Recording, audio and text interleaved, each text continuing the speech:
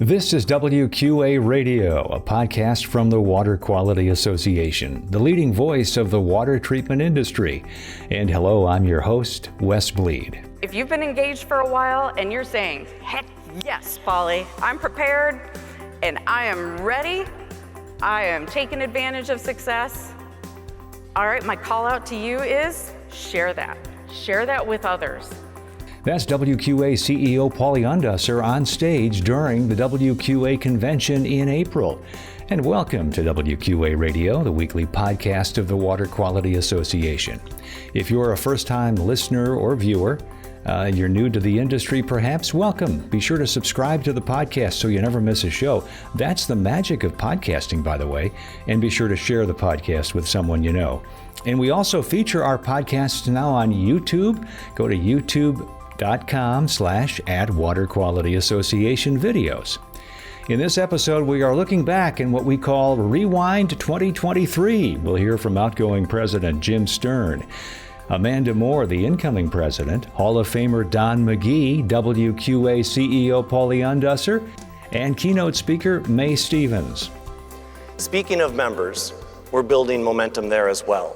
So this year, the number of new members joining WQA is up 50% over the same time last year. And our association needs new members to join with established industry members to address the growing concern of water quality. Tom just referenced the consumer opinion study. To think that there's a 53% rise in those that are concerned or very concerned about their water quality. We built great momentum this year, executing year 2 of our strategic plan. With the membership needs assessment, we gained valuable insight into industry participants, both current industry participants and prospective members. Our association will benefit from a bigger tent. And one specific benefit for a broader membership base is advocacy. We made great strides this year in advocacy. The introduction of the Healthy H2O Act in the House and the Senate on a bipartisan basis shows what we can do as an aligned association. And I want to thank those members who joined us in Washington last month for our first fly-in since March of 2020. The congressional fly-in was very well attended. It was the most in our history and was well received. Along those lines, I want to encourage our fly-in participants, in fact, all of our WQA members, to engage Jeremy and Jordan and the WQA staff to help our industry get healthy H2O across the finish line. That was Jim Stern, the outgoing WQA president at the 2023 convention. And now, Hall of Fame recipient Don McGhee. So on November 21st, 1963, as a young kid living in Houston, Texas, I had the opportunity to stand on the curb on Main Street as a slow-moving motorcade passed by. John F. Kennedy in the convertible presidential limousine about 15 feet away. The next day was his last in Dallas. His assassination had a great impact on me. I was always impressed with the now well-worn quote from his inauguration speech that said, "Ask not what you can do for your country. Ask not what your country can do for you. Ask what you can do for your country." That quote and guidance from my father saying, if you're going to be part of an organization, then earn your way into leadership, make a difference, and when you're through, replace yourself with someone better than you. Many may ask, what can the Water Quality Association do for me? I said, what can I do for the Water Quality Association? And in pursuing that, I found that the association has given me more than I ever expected. I'm beyond fortunate to have had the opportunity to learn from and follow in the footsteps of icons of our industry. There are others who have received this Hall of Fame award who, in their service to WQA, tilled the soil, planted, and nurtured it to fruition. Much of the low-hanging fruit that I was fortunate to harvest, leading to accolades like this award, came from the hard work and dedication of prior Hall of Famers. Folks like Jamie Wakeham in 2007, Rich Clack in 2010, Bill Hall Sr. in 2011, Denise Urbans in 2015, Dar Watts in 2016, Brett Tangley 2017, Sam Cargie in 2017, Doug Herring in 2019, Michael Mecca in 2021, and Richard Mest in 2022, among others. I would be remiss if I did not mention Margaret Fautre, longtime WQA staffer who dragged me from Texas to WQA in 1999 and put me to work. And to Joe Grace, already mentioned by Dana, Texas's own water quality icon, for staying close on my heels and making sure that I stayed here and did my job. I'm pretty confident that in following my dad's instruction, I have set the path to be replaced by dedicated WQA and industry volunteers who are already bringing a whole lot better game than I ever had, and for that I'm very proud. So humbly, I accept this award, at least as its caretaker, until those who follow nurture to fruition the soil that I was fortunate enough to participate in tilling. Thank you. Don McGhee, the 2023 Hall of Fame recipient at the WQA Convention. Next up, WQA President Amanda Moore. 1989 was the year that song was popular and the year I got my first taste of the water treatment industry at Atlantic Filter. After college, I eventually returned home to join the business and see what this industry was really about. Shortly after my return, my father, James Wakeham, who is here today, had the opportunity to serve as the president of WQA. In 1998, he stood on a similar stage and welcomed you to the 25th year of the WQA Convention. Now, 25 years later, I have the amazing opportunity to follow in his footsteps and welcome you to the 50th year of the WQA Convention. 50 years. This industry and association have been many things to many people over the last 50 years. When I look to the future, though, I can think of no industry or membership more poised to have a major impact on public health and safety than the water treatment industry and WQA. Consumers are not just casually researching water. They're demanding cleaner, safer, healthier water. And talk about a window of opportunity. Have you seen or paid attention to the headlines? We know there's going to be challenges ahead, but one thing is certain: we are stronger together.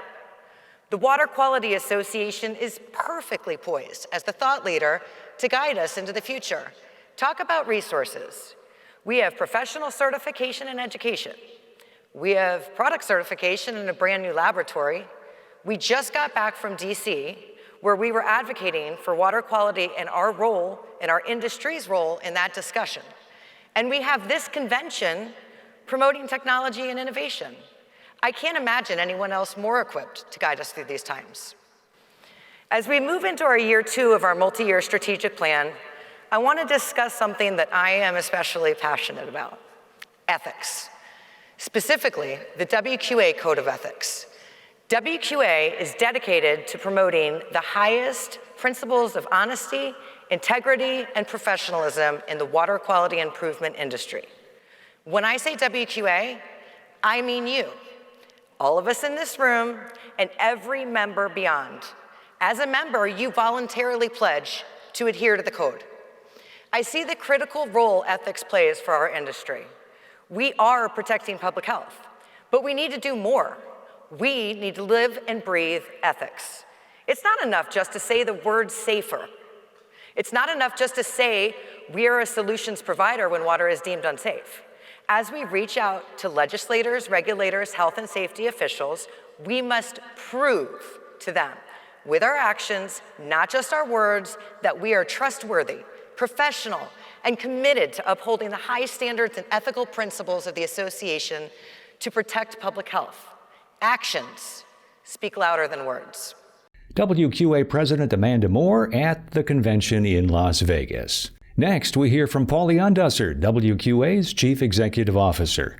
Telling your story is how we make strides in being prepared, because we're taking advantage of opportunities and then we're expressing it loud and proud, and we're being very prideful of that and showing our success to others.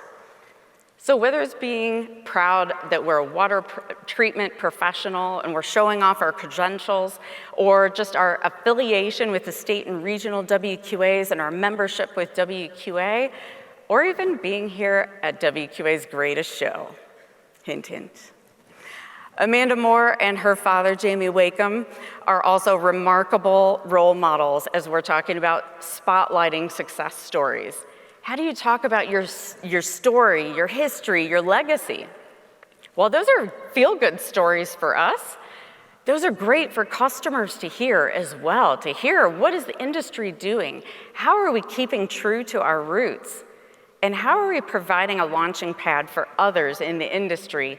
Because we want to show that we're preparing to thrive, not just survive. Tell your story loud and proud. The more we tell those stories, the more it strengthens the industry to be ready for success. So when I ask myself, why are we here? The opportunities are abundant.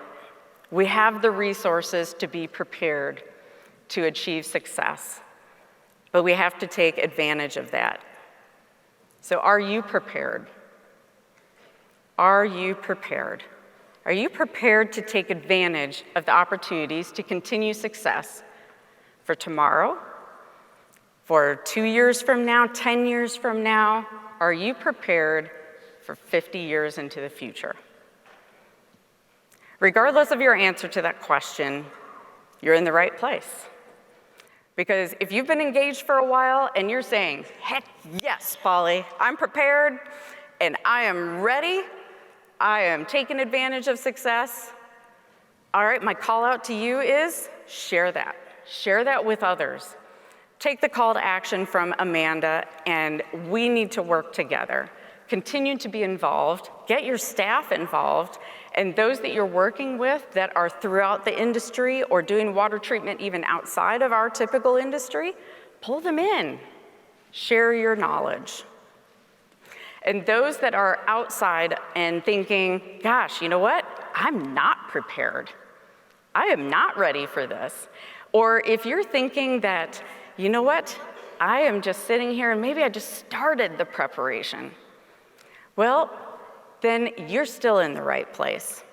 Because what you can do is you can seek out those folks that are going to be great mentors, that are going to be great as leaders, and ask them the question, why are you here? Talk to them about it. Get learnings from them. Network with them. WQA CEO Pauli Undesser. And we conclude with Mae Stevens, the keynote speaker from Banner Public Affairs. There are more than 2 million people in this country, not globally, in this country, who do not have access to running water in their homes. And that number is growing. 2 million people who do not have access to running water and growing. It's 2023. This is the United States. That is completely unacceptable. Many of these folks are in extremely rural communities, and they're going to need to rely on decentralized water and sanitation to meet their needs. The U.S. is working to give them the access that they deserve, and they're going to need to use point of use and point of entry products to ensure that their water is safe.